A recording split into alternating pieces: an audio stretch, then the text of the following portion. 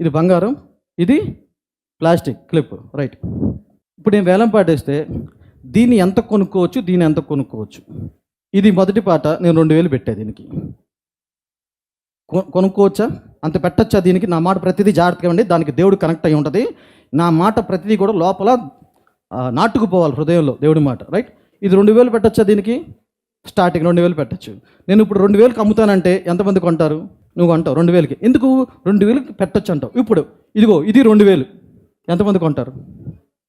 ఇప్పుడు కొండు. అంటే దీనికి 2000 పెట్టడం అనవసరం, దీనికి 2000 పెడతాం అనవసరం, దీనికి 2000 పెడతాం అవసరమే. నీకు కనిపిస్తుంది కొంచెం లావుగానే ఉంది, ముద్దుగా బాబు సైజులోనే ఉంది, మంచిగా చేయించారు వాళ్ళ అమ్మగారు, గుడ్ నైస్. 2000 తిరిగి పెట్టచ్చు దీనికి. వినండి అన్నమాట, దీనికి 2000 పెట్టచ్చు అని నీకు బాగా అర్థమైంది. ఎందుకంటే ఇది విలువ గలది, ఖచ్చితంగా కళ్ళు మూసుకుని దీనికి 2000 పెట్టచ్చు. ఇది విలువైంది, బంగారము, ముఖ్యమైంది, శ్రేష్టమైంది, విశిష్టమైంది, ఇది నాకు పనికొచ్చేది, అందరి దగ్గర గొప్పతనం తీసుకొచ్చేది. అంతేగాని దీనికి తీసుకెళ్ళి 2000 పెట్టి ఇదిగో 2000 పెట్టుకోవడం అంటే చీ అంటారు నన్ను. దీనికి 2000 పెట్టినా అమ్మా భలే పెట్టావు 2000, మంచిగా సంపాదించావు, 2000కి ఇంత పెద్ద బంగారం వచ్చిందంటే అసలు ఆ బంగారం విలువైంది, ఒక అర్థం పర్థం ఉంది. నువ్వు పెట్టిన 2000కి అర్థం పరమార్థం ఉంది అని అందరూ మెచ్చుకుంటారు. అదే 2000 దీనికి పెడితే నిన్ను ఓస్తారు, తిడతారు. అవునా? అంటే ఇది విలువైంది కాబట్టి మనం డబ్బులు ఖర్చు పెట్టాం, కొనుక్కున్నాం. ఇది విలువైంది కాబట్టి మనము 2000 పెట్టి దీనికి కొన్నాం. అయితే ఇప్పుడు చూడు, అయితే యేసయ్య రక్తంతో నిన్ను నన్ను కొన్నాడు. అంటే యేసయ్యకి అర్థమైంది కదా, ఈ మనిషికి ఈమెకి నేను రక్తాన్ని పెట్టొచ్చు.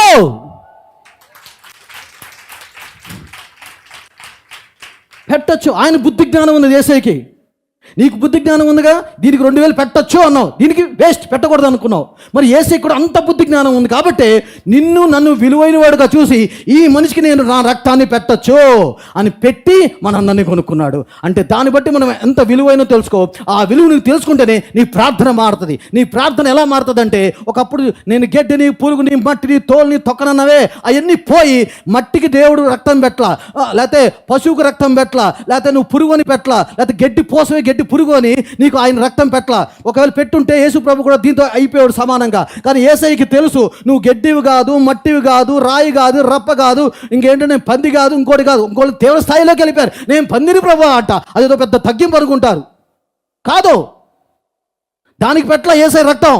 నువ్వు విలువడి అని ఆయనకి జ్ఞానం ఉంది, అర్థం ఉంది ఆయనకి.